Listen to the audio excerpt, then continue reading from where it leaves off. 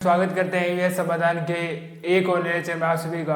और जो हमारा चल रहा था सेमेस्टर फर्स्ट और फर्स्ट सेमेस्टर के बाद के पेपर फर्स्ट के तहत हमारी यूनिट नंबर 4 चल रही थी। यूनिट नंबर 4 के तहत हमने पहला पार्ट आयनिक ठोस वो कंप्लीट कर लिया था।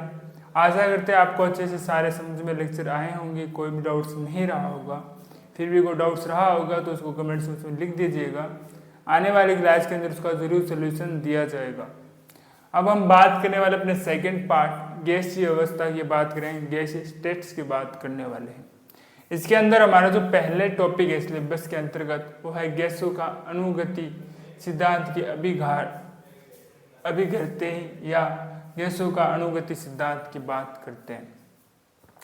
देखिए, गैसों का अणुगति सिद्धांत क्या था कि जो गैस थे ना, गैसों की जो प्रकृति थी, गैसों के जो गुण थे, उनसे आधारित क्या बताए गए सिद्धांत बताए गए, जिससे को हम क्या बोलते हैं, गैसों का अणुगतिक सिद्धांत कहते हैं।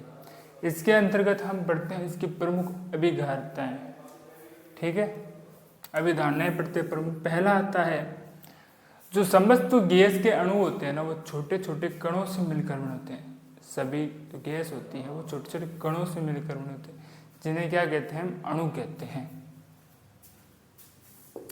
सभी गैसें सूक्ष्म कणों से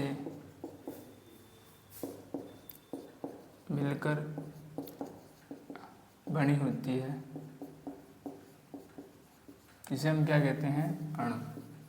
इसको आप क्या कहेंगे, अणु कहते हैं। ये जो सभी गैस के अणु है ना, ये हो सकते हैं समान हो सकते हैं आपस में, इसके गैस के अणु, एक गैस के अणु समान होते, परंतु जो विभिन्न अलग अलग गैसों की बात करें उनमें अणु क्या होंगे, अलग अलग हो सकते हैं। ठीक है, दूसरे की बात करें तो एक गैस में अणु समान, परंतु अलग अलग गैसों में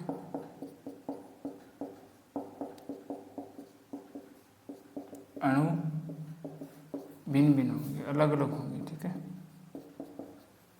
तीसरे की बात कर लेते हैं। अब क्या होता है, जो गैस के अणु होता है ना, वो होते हैं छोटे होते हैं, कठोर होंगे और गोल होते हैं, जिनका जो आयन का बात करें, हम आयतन की बात करते हैं, जो मूल जो गैस का अणु है उसके मुकाबले इन गैसों का आयतन वो हो गया था नगण्य होता है। कैसे होते हैं गैस के अणु होते हैं गोल, सूक्ष्म होते हैं, कठोर होंगे और संपूर्ण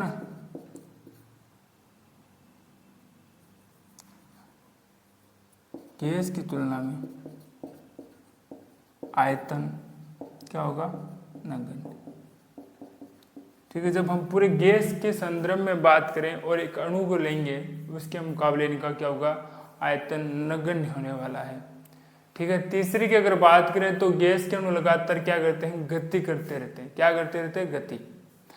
तो यह जो गति होती है वो क्या करते हैं, पात्र की दीवारों से टकराएंगे, गति करते हुए आपस में भी टकराएंगे, और जब ये पात्र की दीवार से जब टकराते हैं तो एक बल उत्पन्न होता है, जिसको एक दाब महसूस करते हैं, ये उसको क्या बोलते हैं, गैसीय दाब कहते हैं। ठीक है, गैस के अणु क्या करते हैं, लगातार गति। ठीक है, ये गति होगी सीधी सीधी दिशा में।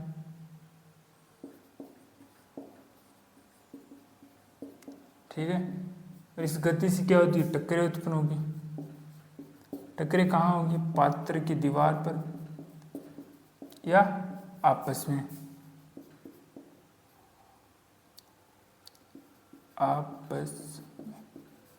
ठीक है, इन टक्कर से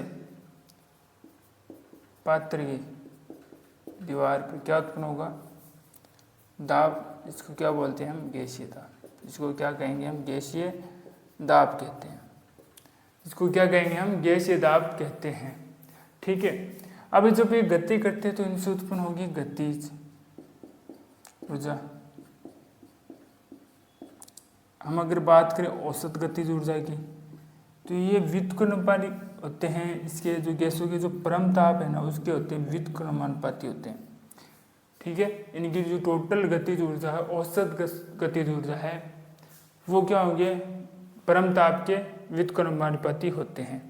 ठीक है, अगला आगे 5वें पॉइंट की बात करें, ना पर इन पर प्रभाव पड़ता है आकर्षण का, ना ही प्रभाव पड़ता है इनका प्रतिकर्षण पर, ना ही ये इन पर प्रभाव पड़ता है गुरुत्वाकर्षण का।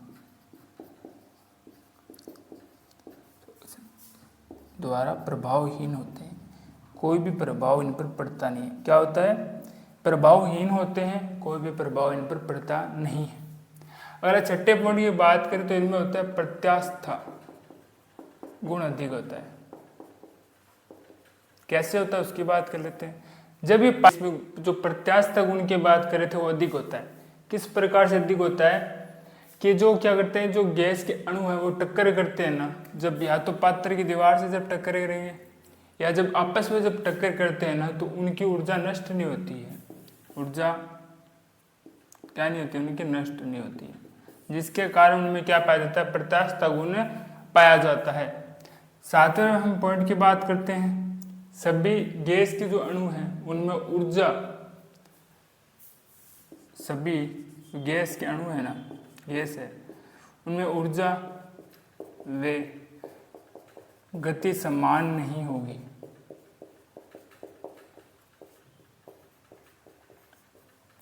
सभी जो गैस के अणु है ना, भिन्न भिन्न गैस के अणु, उनमें गति ऊर्जा समान होगी।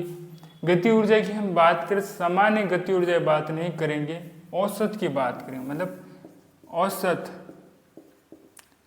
गति व औसत ऊर्जा समान नहीं होगी। ठीक है, एक बार इनको पुनः देख लेते हैं। मैंने कहा कि जो सभी गैस के जो अणु होते हैं वो सूक्ष्म कणों से मिलकर बने होते हैं, जिनको क्या बोलते हैं, हम अणु कहते हैं।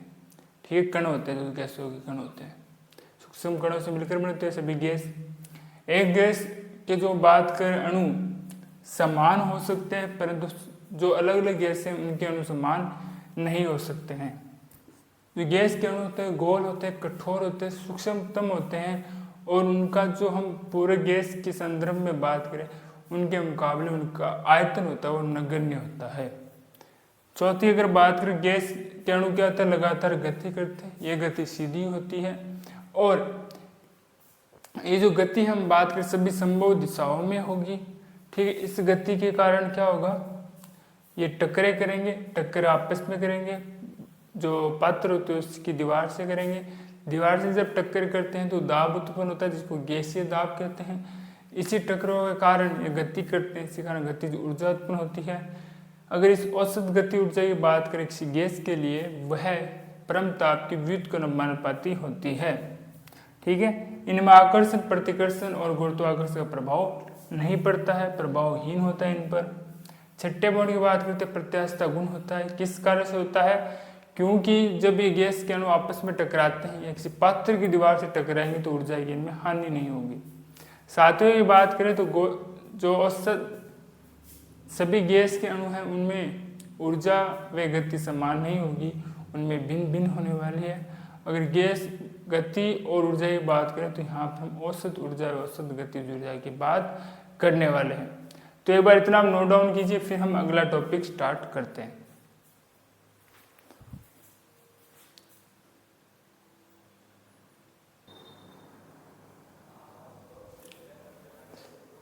अब हम देखते हैं इसकी गैसों की अणुगतिक समीकरण। ये हमारे पास अणुगतिक समीकरण है, जिसमें हम अगर MCQ की बात करते हैं या क्योंकि क्वेश्चन आ जाता है, इसमें आप वैल्यू पुट कर हम P की, V की, M और N और V स्क्वायर की वैल्यूज हम ज्ञात कर सकते हैं। आने वाले जो हमारे पास पढ़ेंगे, बॉयल का नियम पढ़ेंगे, डाल्टन का नियम पढ़ेंगे, उन सभी नियमों में भी क्या होगी, समीकरण काम आने वाली है। ठीक है, इसको आप अच्छे से देख लेना। अब हम जो आगे बात करने वाले हैं, बात करेंगे बॉयल के नियम की बात करेंगे। जो गतिज ऊर्जा होती है वो उसका सूत्र होता है 1/2 mv स्क्वायर, माना ये किसके समानुपाती है, ताप के समानुपाती। जब हम समानुपाती के चिन्ह को हटाते हैं तो हमारे पास K नियतांक आता है T। ठीक है, अब हमें ये जो समीकरण है इस रूप में लानी है तो हम क्या करते हैं, दोनों तरफ क्या कर देंगे, हम n का गुणा कर देंगे। ठीक है, जब हम n का गुणा कर देते हैं दोनों तरफ तो ये कुछ इस प्रकार से हो जाएगा। ठीक है, अब देखिए यहाँ पर आता है 1/3 और यहाँ पर आपको क्या दिख रहा है, केवल और केवल 1/2। तो हम क्या करते हैं, ऊपर और नीचे किसका इंटू कर देते हैं, 3 का कर देते हैं। ठीक है, जब हम ऊपर नीचे 3 का इंटू कर देंगे तो देखिए कुछ इस प्रकार से हो जाएगा 1/2। ठीक है, सॉरी 3/2 और ये 1/3 mn(v²) हो जाएगा और ये हो जाएगा KTN। ये और इसकी वैल्यू देखिए समान है, तो एक किसके इक्वल होगा, PV के इक्वल होगा। तो 3/2 PV बराबर KTN। इसको जब हम आगे और करते हैं तो ये 3/2 इधर आ जाएगा, तो PV इक्वल टू हो जाएगा 2/3 KT और N। जहाँ देखेंगे ना तो 2/3, ठीक है, और हम क्या मान लेंगे, K भी एक स्थिरांक है, इनकी कुछ ना कुछ निश्चित वैल्यू होगी, तथा T व N को भी हम क्या मान लेते हैं, स्थिर मान लेते हैं। इनको भी क्या मान लेते हैं, स्थिर माना। क्या हो, T व N भी स्थिर है। 2/3 और K भी एक स्थिरांक है जिनकी वैल्यू कुछ ना कुछ होगी।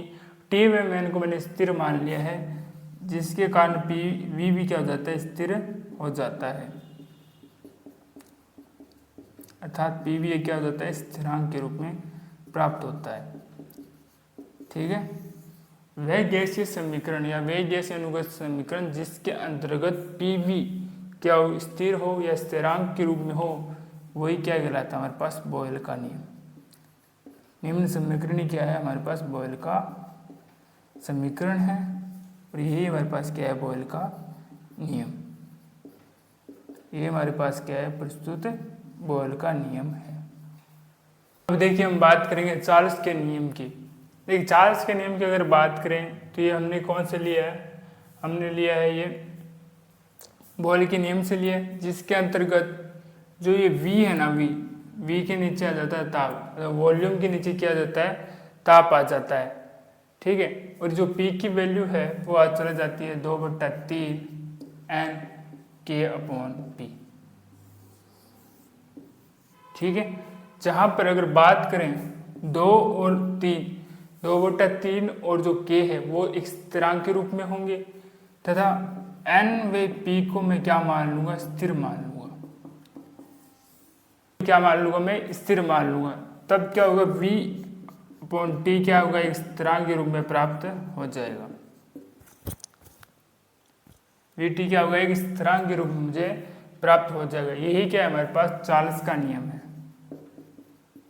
चार्ल्स का नियम। अगर मैं बात करूं आदर्श गैस समीकरण की, तो हमारे पास कुछ इस प्रकार से फॉर्मूला निकलता है। ठीक है, जहां पर जो ये PV आपको दिखाई दे रहा है, क्या दिखाई दे रहा है आपको, PV, और जो आपको K दिखाई दे रहा है ना, इसकी जगह हम क्या मान लेते हैं, दोनों स्थिरांक है। P 2/3 व K को मैं क्या मान लेता हूँ, R स्थिरांक के रूप में मान लेता हूँ। तो ये क्या हो जाएगा, PV इक्वल टू क्या हो जाएगा, nRT। यही हमारे पास क्या है, आदर्श गैस समीकरण है। यही हमारे पास क्या है, आदर्श गैस समीकरण। आदर्श व्यवहार से विचलन, कि आदर्श व्यवहार से किस प्रकार से विचलन होता है। इससे जो पहले हमने जो टॉपिक पढ़ा था कि आदर्श व्यवहार से अर्थ क्या है। आदर्श व्यवहार से यहाँ पर अर्थ है आदर्श गैस। ठीक है, आदर्श गैस क्या होती है, वह गैस से होती है जो क्या करे, दाब व ताप के सभी नियमों पर किसका पालन करे, बॉयल व चार्ल्स के नियम का पालन करे। आदर्श गैस क्या होती है, वह गैस होती है जो दाब व ताप के प्रत्येक मान पर बॉयल व चार्ल्स के नियम का पालन करती है, वह कहलाती है आदर्श गैस। ठीक है, और जो हमने पढ़ा अनुगति सिद्धांत की कुछ अभिधारणाएं पढ़ी थी, सिद्धांत पढ़े थे, उन अवधारणाओं की बात करें तो पहले इसके अंदर अवधारणा आती है कि इसमें जो गैस के अणु हैं उनके मध्य क्या नहीं लगता है, आकर्षण बल।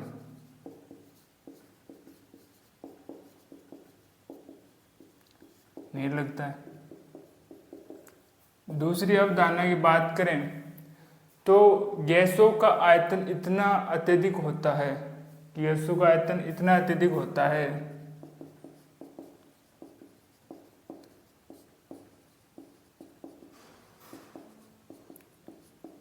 इतना अत्यधिक होगा कि जो अणु का आयतन, जब हम उसके संदर्भ में बात करें अणु के आयतन से, तो वो क्या होगा, नगण्य होगा। कंपेरिजन में क्या होगा, वो नगण्य होने वाला है। कैसा होगा, नगण्य होगा। ठीक है।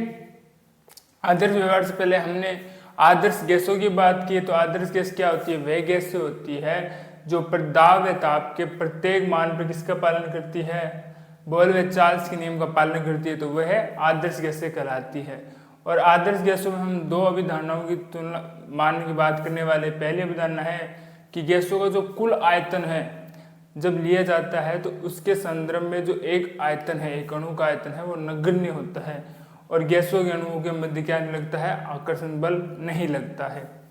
ठीक है। यह सभी जो हमने चार बातें की हैं इनका पालन करते हैं तो वो क्या दर्शाते हैं, आदर्श व्यवहार से क्या दर्शाते हैं, विचलन दर्शाते हैं। क्या दर्शाते हैं, विचलन दर्शाते हैं। जैसे हमने बात की है किसके पालन करता है, ये बोयल व चार्ल्स के नियम का पालन करता है। जिस प्रकार से हमने लिखा था बोयल का नियम, करते हैं बोयल के नियम की, बोयल का नियम। तो मैं पता था पीवी बराबर क्या होता है, एक नियतांक के रूप में होता है। जहाँ ये क्या होता है, जहाँ पर ताप स्थिर होता है, ताप क्या होता है, स्थिर होता है। तो स्थिर ताप के लिए बोयल का नियम क्या था, पीवी एक नियतांक के रूप में होता है। तो इसके लिए हम बनाते हैं ग्राफ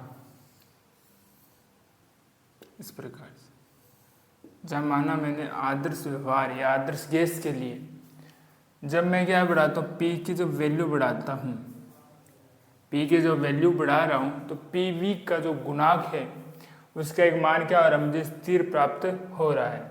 ठीक है। परंतु जब मैं बात करता हूँ हाइड्रोजन व हीलियम की, तो हाइड्रोजन व हीलियम की जब मैं बात करता हूँ, हाइड्रोजन में जब मैं हीलियम की जब मैं बात करता हूँ, सिर्फ ये दो ही गैसें हैं जिनके लिए क्या होता है कि जब मैं ना पी का मान बढ़ाता हूँ, पी अर्थात दाब बढ़ा रहा होता हूँ, तो आयतन तो देखिए नियत रहने वाला है, आयतन तो नियत है, परंतु पी बढ़ रहा है जिसके कारण क्या होता है, इनके मान भी क्या होते हैं, बढ़ते हैं। क्या होते हैं, इनके मान भी क्या होते हैं, बढ़ते हैं। परंतु एक स्थिति होती है जहाँ पर ये हाइड्रोजन जो हीलियम जो गैस हैं वो क्या कहती है, आदर्श व्यवहार दर्शाती है। इस बिंदु पर क्या दर्शाती है, आदर्श व्यवहार।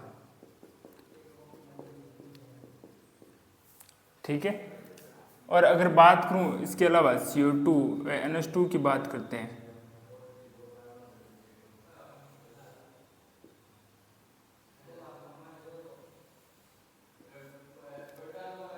CO2 वे मैं बात करता हूँ किसकी, NH3 की बात करते हैं। जब CO2 और NH2 की बात करते हैं ना, तो इसके अंदर क्या होता है, इसके अंदर जो आयतन है ना, आयतन वो भी क्या होता है, कम होता है, या उसमें क्या होता है, परिवर्तन होता है। परिवर्तन होने से क्या हो जाता है, उसके मान परिवर्तन होगा। तो परिवर्तन होने से क्या हो जाएगा, जो पीवी जो गुणांक है उसकी वैल्यू कम होती है।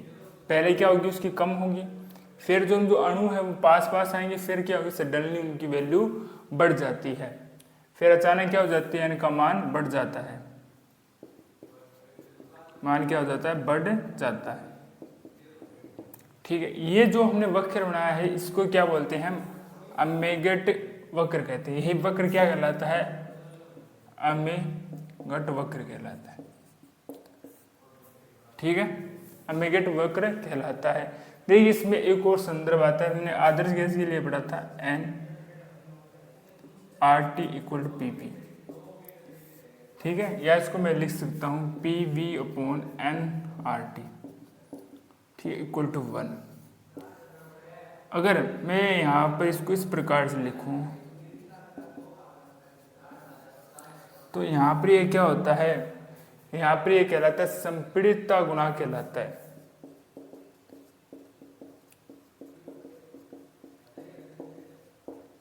ये क्या कहलाता है, संपीड़ितता गुणांक कहलाता है। ये संपीड़ितता गुणांक की अगर वैल्यू 1 हो, मतलब z बराबर क्या हो, 1 हो, संपीड़ितता गुणांक बराबर 1, तब ये किसकी तरह व्यवहार करेगा, आदर्श गैस की तरह व्यवहार करने वाला है। अगर संपीड़ितता गुणांक की वैल्यू क्या हो, 1 हो, तो ये किसकी तरह व्यवहार करेगा, ये आदर्श गैस की तरह व्यवहार करने वाला है। देखिए जब हम संपीड़ितता गुणांक को इसके संदर्भ में देखने का प्रयास करते हैं तो ये व्युत्क्रमण पद किसके होता है, दाब के होता है, ठीक है। अब देखिए जैसे हम दाब को बढ़ाते हैं संपीड़ितता गुणांक क्या होता है, उसकी वैल्यू कम होती रहती है, जेड की वैल्यू कम होती रहती है। अब देखिए इसके अंदर हम दाब को बढ़ाया है, दाब को इसके अंदर हमने बढ़ाया है, तो हाइड्रोजन भी हीलियम के लिए क्या होता है, संपीड़ितता गुणांक कम होता रहता है। जबकि हम NO3 व CO2 की बात करते हैं तो इनके लिए क्या होता है कि दाब पहले तो कम होता है, क्या होता है, कम होता है, और जेड की वैल्यू क्या होती है इसके अंदर, बढ़ती रहती है, ठीक है। क्या होती है, जेड की वैल्यू इसके अंदर बढ़ती रहती है। अब देखिए इसमें 2 प्रकार के विचलन दर्शा देते हैं। विचलन कितने होते हैं इसके अंदर, 2 होते हैं, ठीक है। पहला विचलन होता है धनात्मक विचलन, एक क्या होता है, ऋणात्मक विचलन।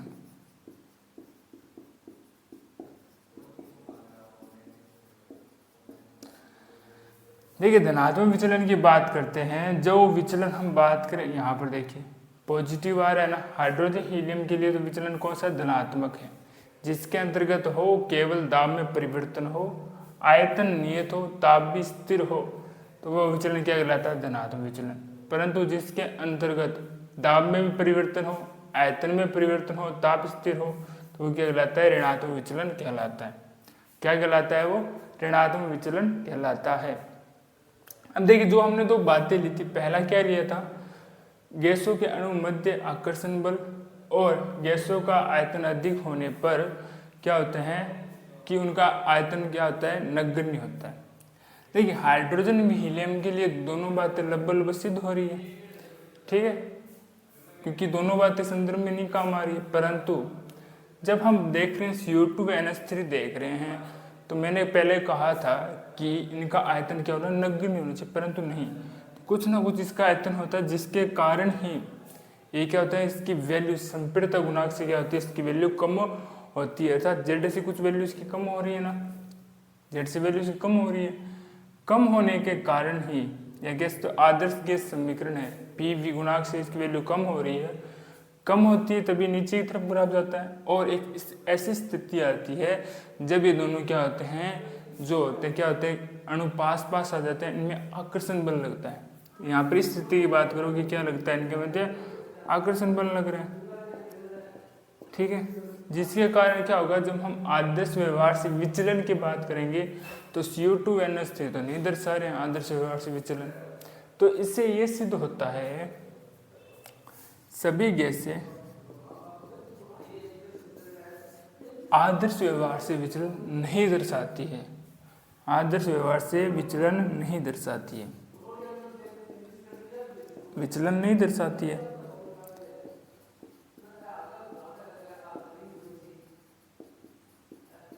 ठीक है, इनकी कुछ ना कुछ एक स्थिति होगी, जैसे हमने बात की है कि हाइड्रोजन व हीलियम की बात करते हैं और यहाँ पर CO2 NH3 की बात करोगे तो इस स्थिति पर ये क्या दर्शाते हैं, आदर्श व्यवहार दर्शाते हैं। परिस्थिति एक स्थिति दर्शाती है, परंतु पूर्ण रूप से कोई गैस आदर्श व्यवहार नहीं दर्शाती है। ठीक है, अब आता है हमारे पास बॉयल ताप। ठीक है, तो वह ताप अगर बात करोगे तो वह ताप दाब की निम्नतम स्थिति, दाब की निम्नतम स्थिति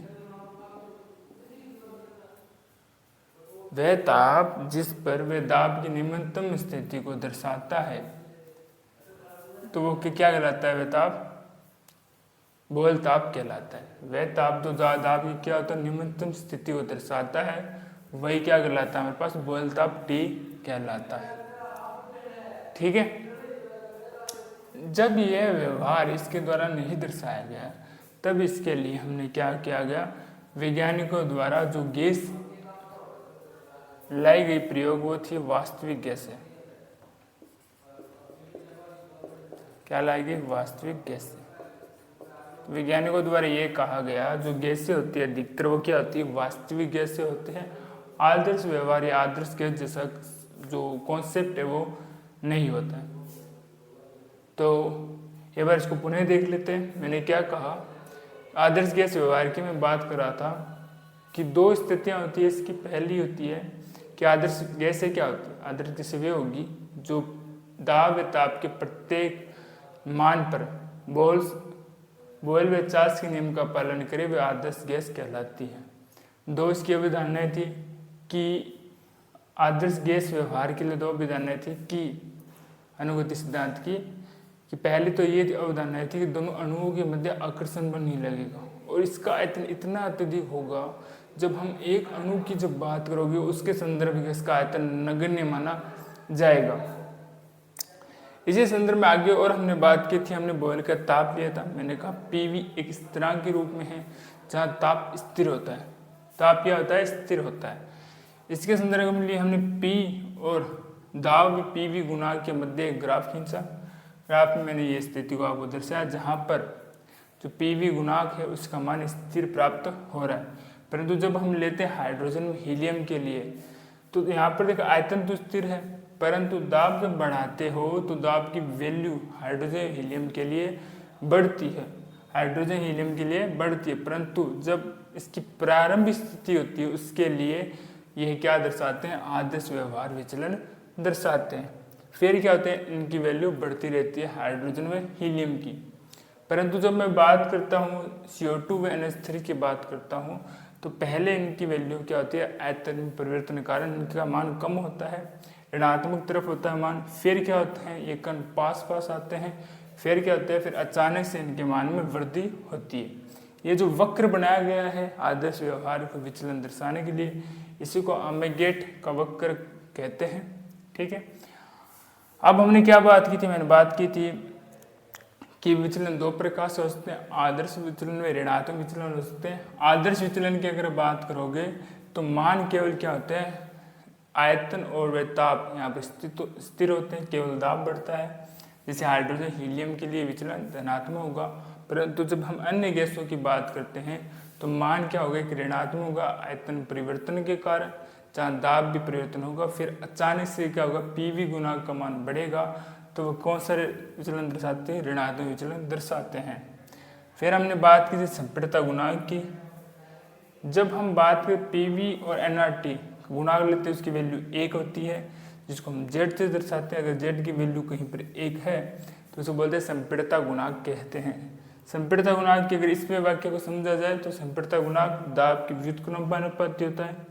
अगर कहीं पर दाब बढ़ रहा होगा तो संपीड़ितता गुणांक वहाँ पर कम होगा, और कहीं दाब कम हो रहा है जैसे हमने यहाँ पर देखिए, और संपीड़ितता गुणांक की वैल्यू बढ़ती है। तो आशा करते हैं आज का लेक्चर आपको अच्छे समझ में आएगा। फिर भी मन के अंदर कोई डाउट्स रहता है तो उसको कमेंट्स बॉक्स में लिख दीजिएगा। आने वाली क्लास के अंदर उसका जरूर सॉल्यूशन दिया जाएगा। मिलते हैं आपको एक और लेक्चर में, तब तक के लिए धन्यवाद।